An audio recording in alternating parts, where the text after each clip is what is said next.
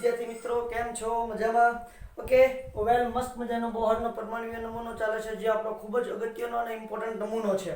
બરોબર, એના આપણે ગઈકાલે 4 મુદ્દા જોયા હતા. 4 મુદ્દા જરાક યાદ અપાવી દો. આજે 4 થી 5 મુદ્દા જોવાના છે, એટલે આજે બોહરનો નમૂનો આપણો કમ્પ્લીટ થઈ જાય. બરોબર, પછી એને આપણે હાઇડ્રોજન વર્ણપટ ઉપર એપ્લાય કરવાનો છે. હાઇડ્રોજન વર્ણપટ ઉપર એપ્લાય કરી અને આપણે એની ખામી જે છે એ શોધવાની છે. પછી આપણો ક્વોન્ટમ યંત્રશાસ્ત્રનો નમૂનો આવશે અને એ બધી ખામી દૂર કરી દેશે. અને હાલમાં આપણો ક્વોન્ટમ યંત્રશાસ્ત્રના નમૂનાને સૌથી પરફેક્ટ નમૂનો માનવામાં આવે છે. ઓકે વેલ, કોઈ વાંધો નહીં. તો પહેલો આપણે શું વાત કરી હતી કે ભાઈ તમારું બોહર નમૂનામાં પહેલી વાત આપણે એવી કરી હતી કે ભાઈ કેન્દ્ર છે, કેન્દ્રની આસપાસ ઇલેક્ટ્રોન વર્તુળાકાર માર્ગે ગતિ કરે છે. આ જે વર્તુળાકાર ચોક્કસ માર્ગ છે એને આપણે શું નામ આપ્યું હતું? કક્ષા. એ તો ઓલરેડી રુથરફોર્ડે પણ કીધું હતું, પણ બોહરે કીધું છે કે એને કક્ષા કહેવાય, અથવા તો એને શક્તિ સ્તર કહેવાય, અથવા તો માન્ય ઉર્જા સ્તર કહેવાય. એટલે કે શક્તિ ધરાવતો કોઈ સ્તર છે કે જ્યાં ઇલેક્ટ્રોન ફરજિયાત ગતિ કરે છે. વાત નંબર 2 એવી કરી હતી કે ઇલેક્ટ્રોન નીચેની સ્તરમાંથી ઉપરના સ્તરમાં જાય. આવી રીતે ઇલેક્ટ્રોન તમારો જે છે એ નીચેના સ્તરમાંથી ઉપરના સ્તરમાં જાય ત્યારે ઉર્જાનું શોષણ કરે છે, અને ઉપરથી પાછો નીચે આવે ત્યારે ઉર્જાનું શું કરે છે? ઉત્સર્જન કરે છે. આવી વાત કરી હતી. બીજી વાત, એની પછીની વાત, ત્રીજી વાત શું કરી હતી કે ભાઈ જ્યારે ઉર્જાનું ઉત્સર્જન કરે છે, આ ઉર્જાનું ઉત્સર્જન આપણે શોધવું હોય તો ડેલ્ટા E = E2 - E1. બરોબર છે? E2 - E1 એટલે કે જે બે શક્તિ સ્તર છે એની વચ્ચેનો તફાવત છે delta E. Delta E = hv. v = શું થશે? Delta E/h. આ સૂત્રની મદદથી કઈ તરંગ લંબાઈ ધરાવતી અથવા તો કઈ આવૃત્તિ ધરાવતા કિરણો ઉત્સર્જિત કરશે તે જોઈ શકાય. જો આવૃત્તિ ઉપરથી તરંગ લંબાઈ શોધી શકાય. આપણને ખબર છે v = c/λ. એટલે તરંગ લંબાઈ અને આવૃત્તિ બંને તમે શોધી શકો કે કયા શક્તિ સ્તરમાંથી કયા શક્તિ સ્તરમાં જાય છે. આ શક્તિ સ્તર વચ્ચેનો તફાવત શોધી નાખો, એના પરથી તમે v શોધી શકો. એટલે કે જે કિરણ ઉત્સર્જિત થાય છે તેની આવૃત્તિ તમને ખબર પડી જાય છે. ઓકે વેલ, ત્યાંથી આગળ વધીએ તો ત્યાર પછીની ચોથી વાત હતી કે કોણીય વેગમાનની વાત હતી. કોણીય વેગમાન. ઓકે, ચોક્કસ કોણીય વેગમાન ધરાવતા હોય એવા શક્તિ સ્તરમાં જ તમારો ઇલેક્ટ્રોન ગતિ કરશે. મતલબ હતો nh/2π, જ્યાં n બરાબર શું છે? પૂર્ણાંક સંખ્યા છે, જેના વિશે આપણે કાલે વાત કરી હતી. 1 2 પછી આગળ જઈએ તો 3 4 5. બરાબર છે? તો આને એને શું કીધું હતું? આપણે કક્ષા કીધું હતું. કક્ષા. અને જો એને નામ આપીએ તો શું હતું? k l m n o up to n. તેમાં અહીંયા પણ up to n સુધી આવશે. તો આને કીધું તો આપણે કોષ. સાહેબ, કક્ષા અને કોષમાં શું ફરક છે? સેમ જ છે. કોષને ઇંગ્લિશમાં કહેવાય સેલ, કક્ષાને ઇંગ્લિશમાં કહેવાય ઓર્બિટ. સાહેબ, કક્ષા અને શેલમાં શું ફરક છે? કોઈ ફરક નથી બેટા, બંને એક જ છે. પણ જ્યારે એના નામ લેતા હોય ત્યારે આપણે એને કોષ કહીશું. કે કોષ, એલ કોષ, એમ કોષ, એન કોષ, ઓ કોષ. અને જ્યારે આપણે નંબર આપતા હશું ત્યારે આપણે એને કક્ષા કહીશું. પહેલી કક્ષા, બીજી કક્ષા, ત્રીજી કક્ષા, ચોથી કક્ષા ને પાંચમી કક્ષા. એટલે સુધી ક્લિયર થાય છે? ઓકે વેલ, તો આ 4 વાતો આપણે ગઈકાલે મસ્ત મજાની જોઈ લીધી હતી. આજે ત્યાંથી આગળ વધીએ. ઓકે મિત્રો, સરસ મજાની ધ સ્કૂલ ઓફ સાયન્સ ની વિડિયો લેક્ચર ચેનલમાં આપનું સ્વાગત છે. બરાબર છે? આગળ વધીએ. ઓકે, હવે જો આગળ શું એને એક્સપેરિમેન્ટ કર્યા હતા, અને એક્સપેરિમેન્ટ ઉપરથી આ બોહર જે છે બહુ સરસ મજાની વાતો લઈ આવ્યો. કેટલું અંતર હોય છે સાહેબ. આ તમારું સરસ મજાની કેન્દ્ર છે, આ બધી કક્ષાઓ છે. બરાબર છે? આ કક્ષાનું કેટલું અંતર હોય છે, એની ઉર્જા કેટલી હોય છે તમને ખ્યાલ હોય તો કાલે માં લખતું તો -13.6 ઇલેક્ટ્રોન વોલ્ટ. કાલે વારંવાર ગાંટા પાણી કીધું હતું અને તમને કીધું હતું પણ કે ભાઈ આપણે આવતીકાલે જોશું તો આપણને પછી ખબર પડી જશે કઈ રીતે આવે છે. તો આજે આપણને બોહર આ વસ્તુ શીખવાનો છે. બરોબર છે? તો આપણે શીખીએ મસ્ત મજાના. ચલો જબરદસ્ત દપાલી જાઓ. ચલો એક બોલો. ઓકે, તો જો કઈ રીતે હોય છે. પહેલા તો આને 1 2 3 અને 4 આ જે કક્ષા કીધું છે, ઓર્બિટ કીધું છે, એની વાત બોહરે કીધી છે. શું કીધું છે બોહરે? તો કે તમે જે કક્ષાને નંબર આપો છો 1 2 3 4 5 6 એવી રીતે અપ ટુ એન્ડ સુધી, તો આ જે નંબર આપો છો ને એને બોલાય મુખ્ય ક્વોન્ટમ. ત્યાર પછીની 5મા નંબરની વાત, કક્ષાના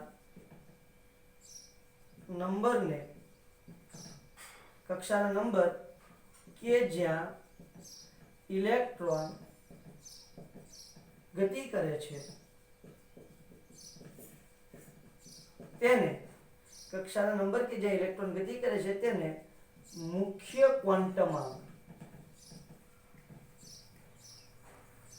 કહે છે. એને શું કહેશું બેટા? મુખ્ય ક્વોન્ટમ અંક. એટલે કે તમારો ઇલેક્ટ્રોન જે ચોક્કસ શક્તિ સ્તરમાં ગતિ કરે છે, અહીંયા છે, પછી અહીંયા છે, પછી અહીંયા છે, તો આ જે ચોક્કસ શક્તિ સ્તર છે એનો જે નંબર છે એને શું નામ આપ્યું છે? મુખ્ય ક્વોન્ટમ અંક. આના વિશે આપણે બહુ ડિટેલમાં અભ્યાસ કરવાનો છે, મુખ્ય ક્વોન્ટમ અંક વિશે. પણ અત્યારે આપણને કોણે કીધું છે? બોહરે કીધું છે, જેને આપણે n વડે દર્શાવીએ છીએ, જેને n વડે દર્શાવાય છે, જેને n વડે દર્શાવાય છે, જ્યાં n બરાબર 1 2 3 4 5 અપ ટુ એન્ડ હોય છે. ક્લિયર? આ મુદ્દા નંબર 5 છે. હવે આપણો ખરેખર એનો ખેલ શરૂ થાય છે મુદ્દા નંબર 6 થી. શું કહે છે મુદ્દા નંબર 6 ની અંદર? તમારો બોહર તમને શું જણાવે છે? તો મુદ્દા નંબર 6 ની અંદર બોહર જણાવે છે ભઈલા, શું કહે છે? તો એમ કહે છે કે તમારી જે ત્રિજ્યા છે, મતલબ કે આ જે અંતર છે, પહેલી કક્ષા સાથેનું અંતર, કેન્દ્રથી બીજી કક્ષાનું અંતર, કેન્દ્રથી ત્રીજી કક્ષાનું અંતર, કેન્દ્રથી ચોથી કક્ષાનું અંતર, પાંચમી કક્ષાનું અંતર, આ અંતર ફિક્સ હોય છે, મતલબ કે ત્રિજ્યા ફિક્સ હોય છે. બરોબર છે? આ ત્રિજ્યા માટે એણે એક સરસ મજાનું સૂત્ર આપ્યું અને આજ સુધી સાહેબ એ બધા સ્વીકાર્ય છે. બરોબર છે? એણે કીધું છે કે કેન્દ્રથી શક્તિ સ્તર, ચોક્કસ શક્તિ સ્તર એવો શબ્દ પણ આપણે વાપરી શકીએ. કેન્દ્રથી શક્તિ સ્તરની ત્રિજ્યા ચોક્કસ હોય છે. કેન્દ્રથી શક્તિ સ્તરની ત્રિજ્યા કેવી હોય છે? ચોક્કસ હોય છે. સમજો કે આપણે r કહી દઈએ, ત્રિજ્યાને શું કહી દઈએ? r. અને n શક્તિ સ્તર માટે છે, આપણે કોઈ ફિક્સ માટે નથી કહેતા, n માટે કહીએ છીએ, કોમન સૂત્ર લઈએ છીએ એટલા માટે. તો કોમન સૂત્ર લઈશું એટલે એની કિંમત થશે h²n². આ હું નથી આપતો, આ કોણે આપ્યું છે? તો આ આપ્યું છે આપણને સરસ મજાનું બોહર નામના વૈજ્ઞાનિકે. h²n² અપોન 4 પાઈ me. me એટલે ઇલેક્ટ્રોનનું દળ, e² k * z. બરાબર છે? આવું સૂત્ર આપ્યું છે. હવે આ સૂત્રની અંદર તમે કિંમત મૂકશો અને ધ્યાનથી જોશો ને તો તમને ખ્યાલ આવશે કે આ સૂત્રની અંદર આ h² 4 પાઈ me e⁴ અને k, આ બધા જે પદ છે એ અચળ છે. જો h એટલે શું થશે? પ્લાન્ક અચળાંક. એની કિંમત આપણને ખબર છે 6.624 × 10⁻³ જૂલ * સેકન્ડ. 4 એટલે 4, પાઈ એટલે 3.14. me ઇલેક્ટ્રોનનું દળ પણ આપણને ખબર છે, બરાબર છે? 9.109 × 10⁻³ કિલોગ્રામ. e² ઇલેક્ટ્રોનનો વીજભાર પણ આપણને ખબર છે, કેટલો છે? 1.6 × 10⁻19 કુલમ. ઓકે. અને k ની કિંમત પણ આપણને ખબર છે. k ની કિંમત શું છે? 9 × 10⁹ ન્યૂટન મીટર સ્ક્વેર કુલમ ⁻². તો આવી સરસ મજાની બધી વાત ખબર છે. માત્ર આ બે પદ જ ચલ છે, n² અને z. ક્લિયર છે? તો અહીંયા બધા પદનું જરાક વર્ણન કરી દઉં છું. આ મેં નથી કીધું, આ કોણે કીધું છે? બોહરે કીધું છે. બધા પદનું સરસ મજાનું વર્ણન કરી દઉં કે અહીં h બરાબર શું છે? પ્લાન્ક અચળાંક. કિંમત કેટલી થાય? 6.624 × 10⁻34 જૂલ * સેકન્ડ. બરાબર છે? પછી આવે છે 4 પણ અચળાંક છે, પાઈ એટલે પાઈ પણ અચળાંક છે. me બરાબર શું થશે? તો કે ઇલેક્ટ્રોનનું દળ, બરાબર કેટલું થશે? 9.109 × 10⁻31 કિલોગ્રામ. ક્લિયર થઈ છે આ વાત? ઓકે. ત્યાંથી આગળ વધીએ તો કોણ આવે છે? તો કે આવે છે e એટલે છે ઇલેક્ટ્રોનનો વીજભાર. કેટલો હોય છે? 1.6 × 10⁻19 કુલમ. ઓકે. k એટલે આવે છે આપણો સરસ મજાનો 9 × 10⁹ ન્યૂટન મીટર સ્ક્વેર કુલમ ⁻². તો આ બધાની કિંમત આપણને ખબર છે. આ કિંમત આ પદની અંદર મૂકી દો. તો આ બધા બરાબર એક કામ કરું છું કે આ બધા અચળાંક છે ને એના બરાબર એક નવો અચળાંક ધારી લઉં છું. ધ્યાન આપજો. rn = એને કહી દઉં છું a0. ક્લિયર છે? n² / z. આ બધા જ અચળાંક બરાબર એક નવો અચળાંક ધારી લીધો છે a0. એની કિંમત જોશો તમે એટલે થશે 52.9 પિકામીટર. આ બધાની કિંમત મૂકશો એટલે તમને કેટલી કિંમત મળશે 52.9 પિકામીટર તમને કિંમત મળશે. અહીંયા આવશે n² ના છેદમાં z ઇન પિકામીટર. મીટરમાં ફેરવો, કિલોમીટરમાં ફેરવો, તમને સારું લાગે સેન્ટીમીટરમાં ફેરવો. ચલો જરાક ફેરવી જોઈએ તો 52.9 ગુણ્યા 10⁻10 n²/z સેન્ટીમીટર. ઓકે, 52.9 ગુણ્યા 10⁻12 n²/z મીટર. બરાબર છે. તો આ રીતે તમે કોઈ પણ એકમની અંદર ફેરફાર કરી શકો છો. તો આ તમારી શું કહે છે? ત્રિજ્યા કહે છે ભાઈ. એમ કહે છે કે આ એની ત્રિજ્યા માટેનું સૂત્ર છે. આમાં એક વસ્તુ જોવા જેવી છે. જુઓ, પરમાણુ ક્રમાંક વધશે એમ ત્રિજ્યામાં શું થશે? ત્રિજ્યા અને પરમાણુ ક્રમાંક એકબીજાને કેવા પ્રમાણમાં છે? વ્યસ્ત પ્રમાણમાં છે. પરમાણુ ક્રમાંક વધે તો ત્રિજ્યા ઘટશે અને કક્ષાની સંખ્યા વધશે. એટલે શું છે? કક્ષાની સંખ્યા 1 2 3 4 5. તો જેમ કક્ષાની સંખ્યા વધશે અને ત્રિજ્યા વધશે, સિમ્પલ છે. કક્ષા 1 હોય તો ત્રિજ્યા એટલી હશે, કક્ષા 2 હોય તો ત્રિજ્યા એટલી છે. જો ત્રિજ્યા વધે છે, ઓકે, તો આ સૂત્ર એકદમ પરફેક્ટ છે. આ કોણે આપ્યું છે? બોહરે આપ્યું છે, નિલ્સ બોહર. એકદમ જબરદસ્ત સાહેબ આ એનું જે ડિસ્કવરી છે આ ખૂબ જ અગત્યની, ખૂબ જ જોરદાર છે. આપણે જરાક જોઈએ ત્રિજ્યા આના પરથી મળે છે કે નહીં. સમજો કે મારે પહેલી ત્રિજ્યા માટે ગણતરી કરવી છે તો પહેલી ત્રિજ્યા કેટલી આવશે? ધ્યાન આપજો. અહીંયા લખું છું પહેલી કક્ષા માટે. બરોબર છે. પહેલી કક્ષા માટે ગણતરી કરવા જાઉં છું, બહુ મજા આવે એવું છે. જુઓ તો અહીંયા આવશે Rn = 52.9. આવડું સૂત્ર એપ્લાય કરું છું, બરાબર. પિકામીટરમાં શોધીએ આપણે. એટલે n² મતલબ પહેલી કક્ષા છે એટલે પહેલી કક્ષાનો વર્ગ. અને કોની માટે છે? હાઇડ્રોજન માટે છે. એટલે એનો પરમાણુ ક્રમાંક શું થશે? હાઇડ્રોજનનો 1. ચલો આની કિંમત 1 થઈ જશે એટલે 52.9 પિકામીટર. પહેલી કક્ષાની ત્રિજ્યા કેટલી આવશે સર? 52.9 પિકામીટર આવશે. અહીંયા R1 કરી નાખું છું, n નથી રાખતો આ વખતે. બરાબર. ચલો ભાઈ, તો R2 માટે, બીજી કક્ષા માટે બહુ ઇન્ટરેસ્ટિંગ છે સાહેબ, બહુ મજા આવે એવું છે. બરાબર. કેલ્ક્યુલેશન આવે ને એટલે હું ગાંડો થઈ જાઉં, એટલી મને મજા આવે. થિયરીમાં તો ઠીક છે, બધી સમજાવવાનું હોય છે એટલે સમજાવી દઈએ, પણ જે એકદમ જે સમજાવવાના ક્વેશ્ચન આવે, જે દાખલા ટાઈપના ક્વેશ્ચન આવે, બરાબર છે, ન્યુમેરિકલ ટાઈપના હોય એટલે આપણને બહુ મજા આવે. એકદમ કન્સેપ્શનલ આર્ધક ક્વેશ્ચન કહેવાય. તો જો અહીંયા શું મૂકીશું તો કે ભાઈ અહીંયા જે n છે ને કેટલામી કક્ષા માટે જોઉં છું? બીજી કક્ષા માટે. એટલે n બરાબર 2 લઈ લઉં છું અહીંયા. અને અહીંયા n બરાબર કેટલા લીધા છે? n બરાબર 1. ચલો તો જુઓ જોઈએ R2 બરાબર શું થશે? 52.9 અહીંયા 2 છેદમાં 1. કારણ કે વાત તો હાઇડ્રોજનની જ છે, હજી આપણે બીજા કોઈ પરમાણુની કરતા જ નથી. અને નિલ્સ બોહરે આખો નમૂનો હાઇડ્રોજન કે તેના જેવી સ્પીસીઝ કે હાઇડ્રોજન જેવી સ્પીસીઝ હોય કે જેની અંદર ફરજિયાત શું હોવું જોઈએ? એક જ ઇલેક્ટ્રોન હોવો જોઈએ.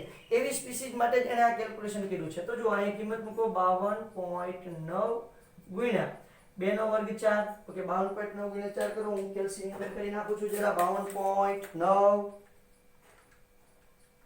ગુણ્યા 4 જવાબ આવે છે 211.60. કેટલો જવાબ આવે છે પહેલા?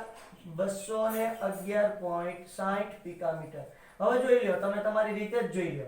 પહેલી કક્ષા હતી ત્યારે એની ત્રિજ્યા હતી 52.9 પિકામીટર અને કક્ષા 2 થઈ છે તો ત્રિજ્યા થઈ ગઈ છે 211.60 પિકામીટર. વાત આખી પલ્લે પડે છે પહેલા. તો આ રીતે સરસ મજાની તમારી ત્રિજ્યા માટેની વાત કોણે કરી છે? તો નિલ્સ બોહરે કરી છે. હાઇડ્રોજન પરમાણુને અનુલક્ષીને વાત કરેલી છે. કોને અનુલક્ષીને વાત કરી છે? હાઇડ્રોજન પરમાણુને અનુલક્ષીને. આમાંથી તમારી ચોપડીની અંદર ઘણી વાત નથી, તો તમે જરાક સ્ક્રીનશોટ લઈ લો અને ઉતારી નાખો, કારણ કે બુકની અંદર તો સીધું આ જ સૂત્ર આપેલું છે. બેટા હવે કેમ એવું છે એ મેં તમને જરાક અહીંથી સાબિત કરી દીધું છે.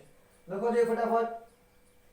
ભૂસી કાઢું, મારે જે થોડું આગળ સમજાવવું છે એટલા માટે ભૂસી કાઢું છું. રેડી છે? ઓકે, આને જરાક લખી નાખજો કોલંબિયા અચળાંક.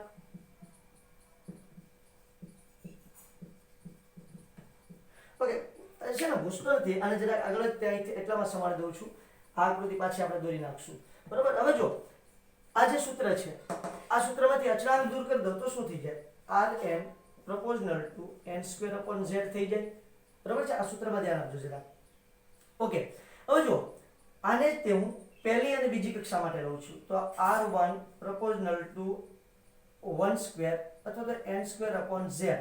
અને r2 proportional to n square upon z. બરોબર, આવું થશે હા કે ના? ઓકે, અહીંયા 1 1 કહી દઉં અને અહીંયા 2 2 કહી દઉં, કારણ કે બંને પદ કેવા છે? ચલ છે. એટલા નાના અક્ષર દેખાય છે બેટા? મસ્ત દેખાય છે. શું બરોબર છે? ન દેખાતો હોય તો થોડા મોટા અક્ષર લખી નાખું છું, કોઈ વાંધો નથી. ચાલો અહીંયા લખી નાખું છું r1 proportional to, સંબંધ કરું છું કારણ કે અચળાંક મેં દૂર કરી નાખ્યો છે, એટલે n1 square upon z1 અને r2 proportional to શું થશે? n2 square upon z2. Okay, બંનેનો ગુણોત્તર લો તો જોજો શું આવે છે. બંનેનો ગુણોત્તર અને અહીંયા પણ મેં તમને કીધું એમ છે, સાબિત થાય છે જેમ n વધશે તેમ r વધશે, જેમ z વધશે તેમ r ઘટશે. હમણાં આપણે પાંચમો મુદ્દો જોવાનો, પાંચમો નહીં નવમો મુદ્દો જોવાનો છે. બરાબર, પાંચમો છઠ્ઠો તો અહીંયા આવી ગયો છે. ચલો તો શું થશે?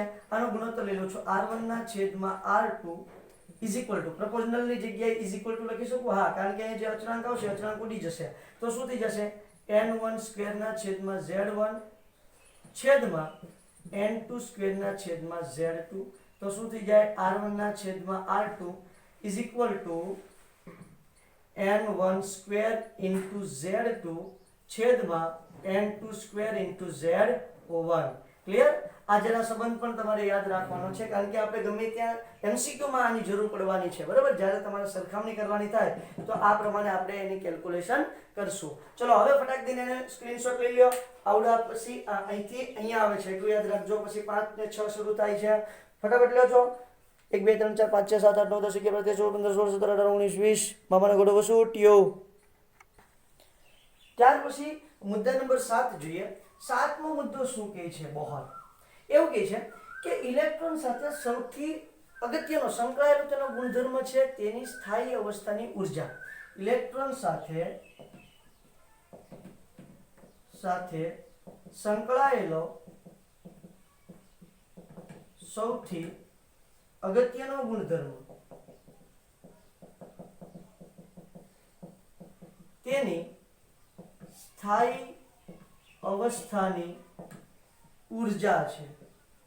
તેની સ્થાયી અવસ્થાની ઉર્જા છે. તેની માટે સૂત્ર આપ્યું છે નીચેનું મસ્ત મજાનું En.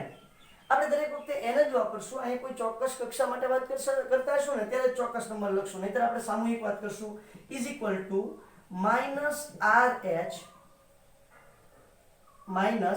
-RH શું કીધું છે? અહીંયા એને કીધું છે z² ના છેદમાં n². આ સૂત્રની મદદથી ઉર્જા, જો આ સૂત્ર કેમ આવ્યું છે એ માત્ર બોહરને જ ખબર છે. એને ઘણા બધા એક્સપેરિમેન્ટ કર્યા છે અને એને અનુલક્ષીને એને આ સૂત્ર આપેલું છે. બરોબર છે? એમાં આપણે કંઈ કરી શકીએ નહીં. તો શું કહે છે? ધ્યાન આપજો. એને તો હાઇડ્રોજન માટે જ કીધું હતું, એટલે અહીંયા હાઇડ્રોજનનો પરમાણુ ક્રમાંક કેટલો થાય? તો 1 z², 1 નો વર્ગ એટલે શું થઈ જાય? 1. એટલે એને તો એવું જ સૂત્ર કીધું હતું કે -RH 1/n², 1/n². બરોબર, એવી રીતે જ એને સૂત્ર આપેલું છે, પણ એનું ઓરિજિનલ સૂત્ર આ સ્વરૂપે છે. ક્લિયર છે? ચલો, એટલે હું એ સ્વરૂપે તમને સમજાવું છું. હવે જુઓ, જ્યાં z શું છે આમાં લખી નાખીએ છીએ. અહીં RH બરાબર રીડબર્ગ અચળાંક. આ સૂત્ર શોધવા મેં કોને મદદ કરી હતી? રીડબર્ગ નામના વૈજ્ઞાનિકે મદદ કરી હતી. કાલે મેં તમને કીધું હતું કે રીડબર્ગ વિશે આપણે બહુ વિસ્તારથી ભણવાના છીએ અને રીડબર્ગ કાલ ઇન્વોલ્વ પણ થવાનો છે. તો જુઓ, રીડબર્ગ અચળાંક છે જેની કિંમત છે 2.18 × 10⁻18 જૂલ. ક્લિયર છે? ઓકે, હવે z બરાબર શું છે? z બરાબર પરમાણુ ક્રમાંક. હવે હાઇડ્રોજનની વાત કરીએ તો હાઇડ્રોજનનો પરમાણુ ક્રમાંક કેટલો થાય? 1 થશે. અને n બરાબર શું છે? કક્ષાનો ક્રમ, જેને આપણે હમણાં થોડી વાર પહેલા જ નામ આપ્યું છે મુખ્ય ક્વોન્ટમ આંક. શું નામ આપ્યું છે? મુખ્ય ક્વોન્ટમ આંક. એવું સરસ મજાનું નામ આપ્યું છે. ઓકે, ચલો સર, હવે અમને જરાક આના વિશે સમજાવો.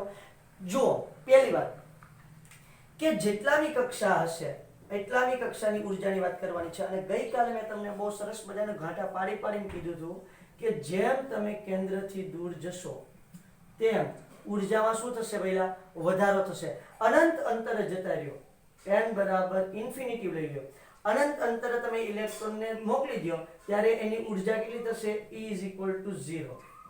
અનંત અંતરે ઇલેક્ટ્રોનની ઉર્જા 0 થશે. હવે સાહેબ અનંત અંતરથી નજીક આવતી રહે હાવ કેન્દ્રની નજીક આવતી રહે ત્યારે એની ઉર્જા કેવી થઈ જાય? 0 નહીં.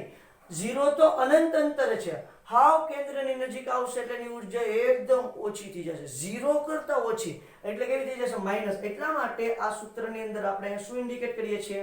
માઇનસ કરીએ છીએ. માઇનસ એટલા માટે કક્ષાની ઉર્જા છે. કક્ષાની બહાર હોત ઇલેક્ટ્રોન તો એની ઉર્જા 0 છે, બરોબર છે. તો અહીંયા જેટલી કક્ષામાં છે ત્યાં 0 કરતા ઉર્જા કેવી હોવાની છે? ઓછી હોવાની છે. એટલે આપણે અહીંયા શું લખીએ છીએ? માઇનસ લખીએ છીએ. ખાસ મગજમાં રાખજો. ચલો, એટલે માઇનસ RH Z² હવે જો આ જૂલમાં છે, એને ઇલેક્ટ્રોન વોલ્ટમાં પણ હમણાં હું તમને ફેરવીને દેખાડું, કારણ કે કાલ મેં તમને ઇલેક્ટ્રોન વોલ્ટની અંદર વાત કરી હતી. હવે આપણે જરાક શક્તિ સ્તર જોઈએ કે પહેલી કક્ષાની ઉર્જા કેટલી હોય છે, બીજી કક્ષાની ઉર્જા કેટલી હોય છે, ત્રીજી કક્ષાની ઉર્જા કેટલી હોય છે. આ ઉર્જા માટે જરાક વાત કરીએ તો અહીંયા લખું છું પહેલી કક્ષા માટે. પહેલી કક્ષા માટે n બરાબર 1, બરાબર. n બરાબર 1 હોય છે ત્યારે આપણે ઉર્જાની વાત કરીએ. વ્યવસ્થિત અક્ષર દેખાવા જોઈએ બેટા. દેખાય છે સાહેબ? તમે જમાવટ બોલાવી રાખો. ચાલો તો જુઓ, અહીંયા મૂકતો જાઉં છું. અહીંયા હવે હું કહી દઈશ E1, કારણ કે પહેલી કક્ષા છે, ઇઝ ઇક્વલ ટુ માઇનસ 2.18 2.18 ગુણ્યા 10⁻18 ક્લિયર છે? ઓકે. જૂલ. અહીંયા થઈ જશે હાઇડ્રોજન માટેની જ વાત થઈ છે. આ આખો નમૂનો હાઇડ્રોજન માટે જ છે. ઓકે. એટલે અહીંયા લખી દઉં હાઇડ્રોજન 1 નો વર્ગ, પરમાણુ ક્રમાંક હાઇડ્રોજનનો કેટલો હોય? 1. ઓકે. એની પહેલી કક્ષા છે એટલે અહીંયા પણ થઈ જશે 1 નો વર્ગ. ચલો જોઈએ તો પહેલી કક્ષાની ઉર્જા કેટલી થઈ ગઈ બેટા? તો થઈ ગઈ છે -2.18 ગુણ્યા 10⁻18 જૂલ થઈ, બરોબર છે. આ તમારી સરસ મજાની પહેલી કક્ષાની ઉર્જા મળી છે તમને જૂલમાં. કાલ મેં તમને દેખાડી હતી ઇલેક્ટ્રોન વોલ્ટમાંથી, અત્યારે જૂલમાં મને યાદ રાખો. હમણાં ઇલેક્ટ્રોન વોલ્ટમાં કરીને દેખાડું છું. 10⁻18 -2.18 ગુણ્યા 10⁻18 ક્લિયર થાય છે? ચલો, આ નિર્બળ અચળાંકની કિંમત સરસ મજાની તમે જોતા જાવ છો. ઓકે. બીજી કક્ષા માટે સાહેબ મજા આવે છે. હા, તને તો મજા જ આવે ને. ચાલ, તો બીજી કક્ષા માટે શું થશે? n બરાબર 2. હાઇડ્રોજનની માટે જ છે ભાઈ. હાઇડ્રોજનની બીજી કક્ષા માટે આખી વાત કોની છે? હાઇડ્રોજનની છે. તો હાઇડ્રોજનની પહેલી કક્ષાની ઉર્જા આપણે જોઈ લીધી. બીજી કક્ષાની ઉર્જા શોધવી છે. તો જુઓ, સૂત્રની અંદર કિંમત મૂકીશ E2, કારણ કે બીજી કક્ષાની વાત થઈ છે, બીજા શક્તિ સ્તરની ઉર્જા, એટલે એને આપણે E2 કહીએ. E2 બરાબર -2.18 ગુણ્યા 10⁻18. ધ્યાન આપજો, અહીંયા તો શું રહેવાનું છે બેટા? 1 નો વર્ગ જ રહેવાનો છે, કારણ કે પરમાણુ ક્રમાંક બદલવાનો નથી. હાઇડ્રોજનનો હાઇડ્રોજન જ છે, પણ હવે n બદલે છે. n બરાબર કેટલા લઈએ છીએ? 2, એટલે 2 નો વર્ગ. ક્લિયર થાય છે આખી વાત? 2 નો વર્ગ કેટલો થાય? 4. એટલે શું થઈ જાય? 2.18 ભાગ્યા 4 એટલે થઈ જશે -0.5450 ગુણ્યા 10⁻18. ધ્યાન આપજો, આ જૂલમાં છે. કેન્દ્રથી જેમ દૂર જઈએ, શબ્દ બેટા ખાસ મગજમાં ઉતરવા જોઈએ. કેન્દ્રથી જેમ દૂર જઈએ, અનંત અંતરે જઈએ તો ઉર્જા 0 થઈ જાય, નજીક આવીએ તો ઉર્જા ઘટતી જાય. તો જેમ દૂર જઈએ એમ ઉર્જામાં શું થાય? વધારો થાય. કારણ કે તમને એક સરસ મજાનું એક્ઝામ્પલ આપ્યું કે ભાઈ પપ્પા ઘરે હોય, બરાબર છે, એટલે કેન્દ્ર એટલે પપ્પા, બરાબર. ત્યારે છોકરાઓ બધા કેવા રહે? શાંત. એમાં જે પપ્પાની એકદમ નજીક બેઠો હોય, હાવ નજીકમાં બેઠો હોય, એ તો હાવ શાંત બેઠો હોય, સરસ મજાનો તો પડે. પપ્પાથી થોડોક દૂર હોય. જેમ પપ્પાથી દૂર જઈએ એમ આપણી ઉર્જા વધતી જાય. પપ્પા નજીક હોય તો આપણી ઉર્જા ઘટતી જાય, કારણ કે પપ્પા સીધા આમાં ઉજળે, બરાબર. એટલે આપણને એમ થાય હોય બાપા, એટલે પપ્પા નજીક હોય એમ ઉર્જા ઘટી જાય, પપ્પાથી દૂર જાય એમ ઉર્જા વધતી જાય. તો જુઓ, આ કેન્દ્રની એકદમ નજીકની જે કક્ષા છે એની ઉર્જા -2.18 ગુણ્યા 10⁻18 છે. તો કેન્દ્રથી દૂર ગયા, બીજી કક્ષામાં ઉર્જા જુઓ -0.5450 -0.5450 ગુણ્યા 10⁻18. આની કરતા કેવી છે જરાક મને જોઈને કયો જોઈએ? તો -2.18 -0.54 કયું મૂલ્ય વધારે છે? માઇનસમાં છે, એટલે આ મૂલ્ય કેવું થાય? વધારે. હજી ત્રીજા માટે શોધીએ. ત્રીજા માટે જોઈએ જરાક. તો ત્રીજી કક્ષા માટે શું આવશે? પછી આના જ વાત આપણે ઇલેક્ટ્રોન વોલ્ટમાં કરીએ છીએ. ત્રીજી કક્ષા માટે જુઓ, E3 બરાબર શું થશે? -2.18 ગુણ્યા 10⁻18 1/3 નો વર્ગ, એટલે કેટલો થશે? 3 તેરી 9. ઓકે. તો 2.18 ભાગ્યા 9 એટલે -0.2422 ગુણ્યા 10 ની -18 ઘાત જૂલ. તો જુઓ અહીંયા આની ઉર્જા કેટલી છે? n બરાબર 3 છે, તો અહીંયા આવશે 0.2422 માઈનસ ગુણ્યા 10 ની -18 ઘાત જૂલ. તો હવે જરાક જુઓ તો આની કરતા પણ આ કેવું મૂલ્ય થશે? વધારે થશે. એટલે પહેલી કક્ષા માટે ઓછું ઉર્જાનું મૂલ્ય, બીજી કક્ષા માટે એનાથી વધારે, ત્રીજી કક્ષા માટે એનાથી વધારે તમને જોવા મળશે. ક્લિયર થાય છે? ઓકે. આ ઇલેક્ટ્રોન વોલ્ટમાં ફેરવવું છે સાહેબ. ઇલેક્ટ્રોન વોલ્ટમાં તમે જરા કન્વર્ટ કરીને બેસતા ને તો આપણે ઇલેક્ટ્રોન વોલ્ટ મોટાભાગે ગણતરીમાં અને જે તમારા JEE નીટમાં પૂછાય છે એ ઇલેક્ટ્રોન વોલ્ટમાં તમને જોવા મળશે. તો તમે યાદ કરો, મેં તમને આ ચેપ્ટરની શરૂઆતમાં ઇલેક્ટ્રોન વોલ્ટ વિશે કીધું હતું કે 1 ઇલેક્ટ્રોન વોલ્ટ બરાબર 1.6 ગુણ્યા 10 ની -19 ઘાત જૂલ થાય.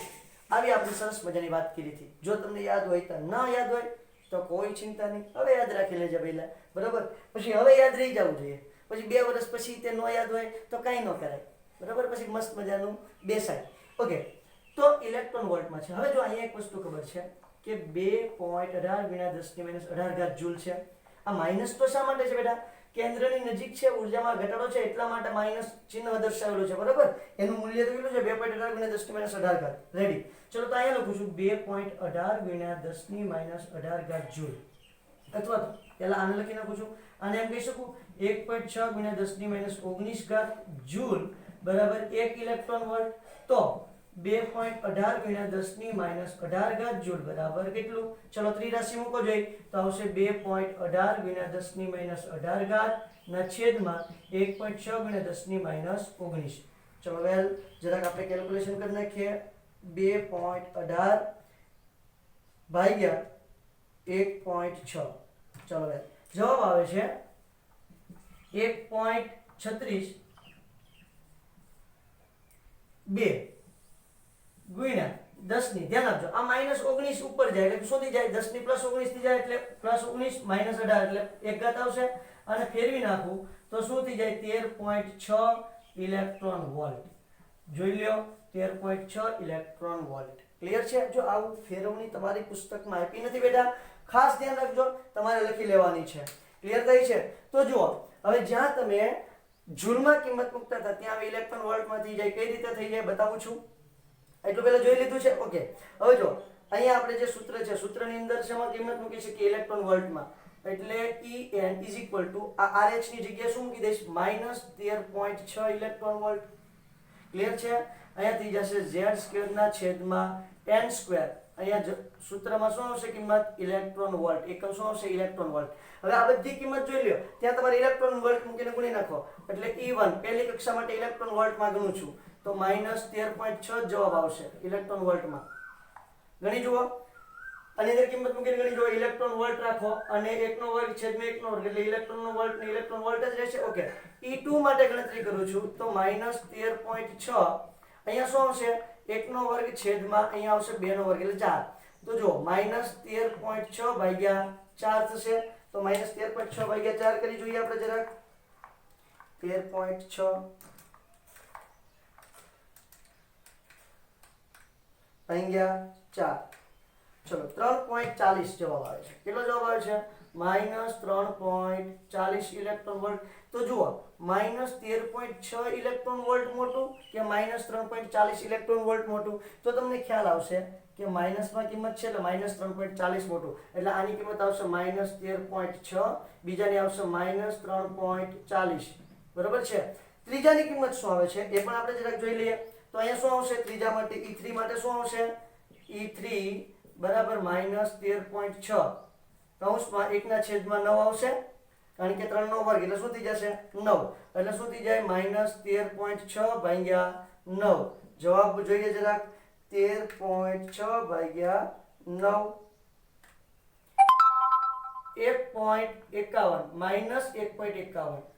-1.51 ઇલેક્ટ્રોન વોલ્ટ. ક્લિયર થાય છે આ વાત? ચલો તો આની ત્રીજા શક્તિ સ્તરની ઉર્જા આવશે 1.51 ઇલેક્ટ્રોન વોલ્ટ. તો જુઓ જેમ માઇનસમાં મૂલ્ય ઘટતું જાય એનું મૂલ્ય શું થયું કહેવાય, વધતું ગયું કહેવાય. એટલે જેમ કેન્દ્રથી દૂર જશો એમ તમારું મૂલ્ય વધતું જશે. આ કિંમત તમારે યાદ જ રાખી લેવાની, બરોબર છે. E1 E2 અને E3 એટલે કિંમત તો મિનિમમ તમને યાદ હોવી જોઈએ. ચલો ફટાફટ આનો સ્ક્રીનશોટ લઈ લો બેટા, એટલે આપણે આગળ વધીએ. પૂછું છું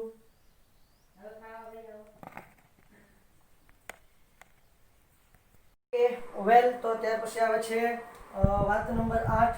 ઓકે, બોહરનો આ જે નમૂનો છે એ ખાસ કરીને કોને કોને લાગુ પાડી શકાય એને જરાક વાત કરીએ.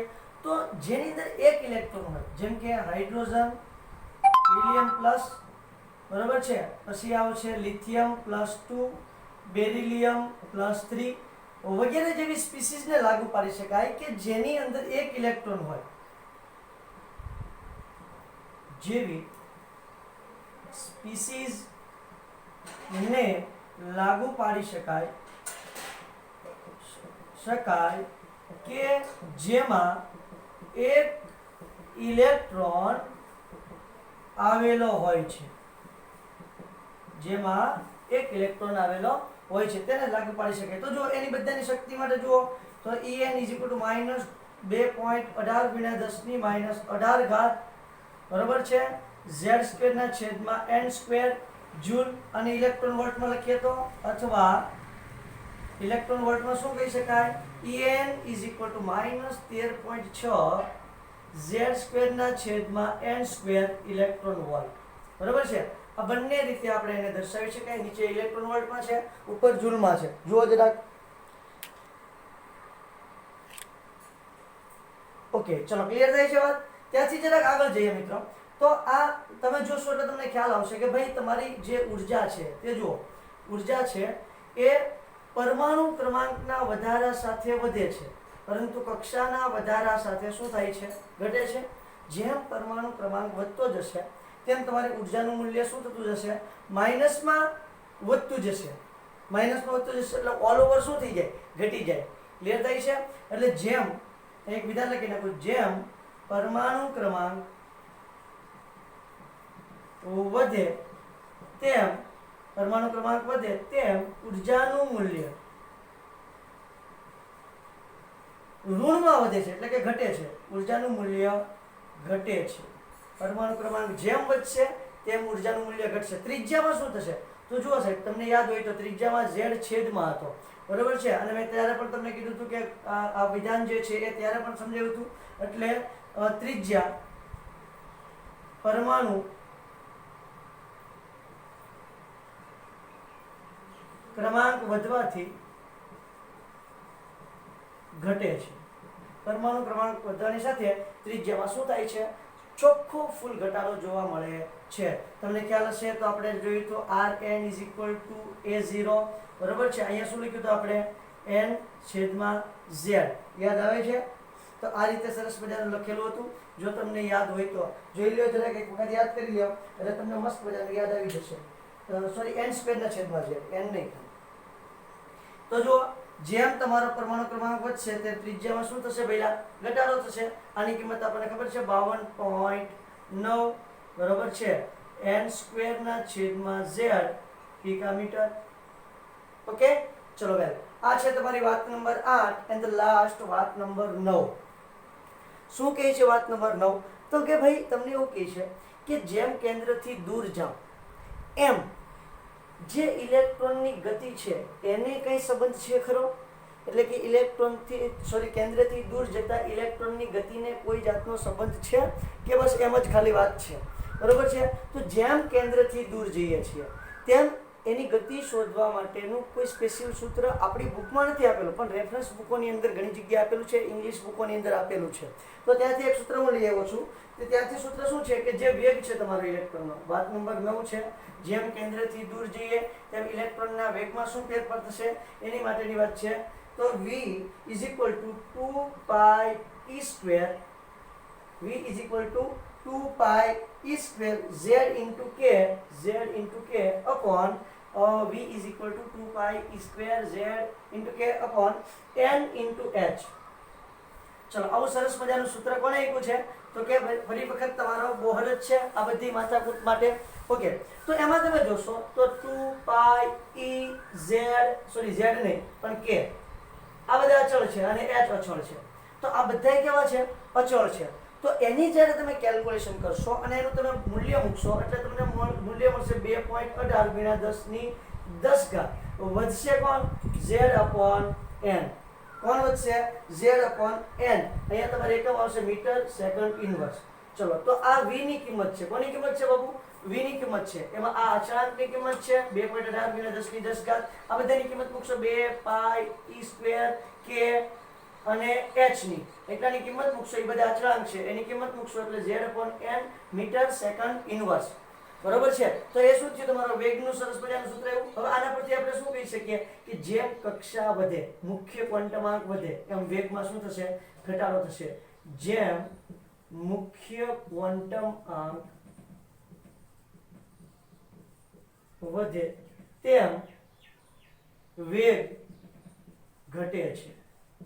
અને જેમ પરમાણુ ક્રમાંક વધે, પરમાણુ ક્રમાંક વધશે એટલે પ્રોટોન ધન વીજભાર વધશે, ધન વીજભાર વધે એમ વેગ વધશે. અને જેમ ધન વીજભાર વધે તેમ વેગમાં વધારો થાય છે. આવું હું નથી કહેતો, આ બધી જ વાત કોને કરી છે? બોહરે કરી છે. એને પણ એક છે મસ્ત મજાની વાત કરી છે, હાઇડ્રોજનને લઈને આ બધી આખી ઘટનાની શોધ કરી છે. બરોબર? હવે હાઇડ્રોજનની અંદર એક પ્રોટોન અને એક ઇલેક્ટ્રોન જ હોય. બરોબર છે? તો આ એક ઇલેક્ટ્રોન માટે જ આ બધી ઘટનાનું વર્ણન કર્યું છે. જેમ ઇલેક્ટ્રોનની સંખ્યા વધશે એમ આ જે ઘટનાનું વર્ણન છે એ થોડુંક મુશ્કેલ બનતું જશે. પણ બોહરે હાઇડ્રોજન માટે જે આ બધી વાત કરી છે એ વાતને આપણે અહીંયા જોઈ છે.